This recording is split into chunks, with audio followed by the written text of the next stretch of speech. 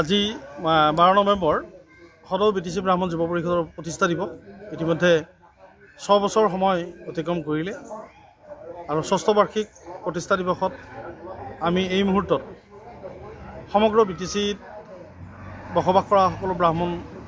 জ্ঞাতিবৃন্দলৈ আমি শুভেচ্ছা জ্ঞাপন কৰিছোঁ আৰু বিটিচিত থকা ব্ৰাহ্মণসকলৰ বিভিন্ন সমস্যা আছে আৰু স্বজাতিক জীয়াই ৰাখিবৰ কাৰণে বা স্বজাতিৰ গৌৰৱ অক্ষুণ্ণ ৰাখিবৰ কাৰণে আমি ওলাই আহিছোঁ আৰু বিটিচিত থকা ব্ৰাহ্মণসকলৰ বিভিন্ন সমস্যাৰাজিৰ বিষয়ে সময়ে সময়ে আমি চৰকাৰৰ লগত বহিছোঁ বিভিন্ন সমস্যাৰাজিৰ দাবী সমন্বিত বিষয় স্মাৰকপত্ৰ হিচাপে আমি বিভিন্ন চৰকাৰক ইতিমধ্যে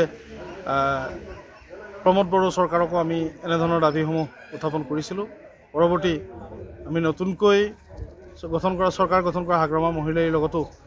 আমি এই ধৰণৰ বিষয়খিনি আমি আলোচনা কৰিছোঁ যা নহওক আমাৰ বিটিচিত বসবাস কৰা ব্ৰাহ্মণসকলৰ যথেষ্ট সমস্যা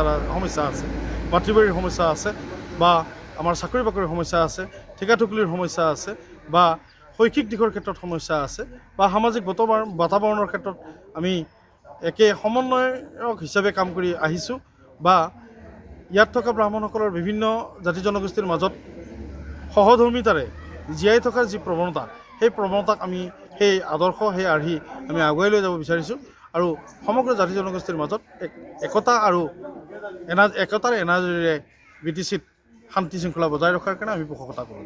যিকোনো খবৰৰ বাবে যোগাযোগ কৰক 7099017330 লগতে 7099017110 নম্বৰত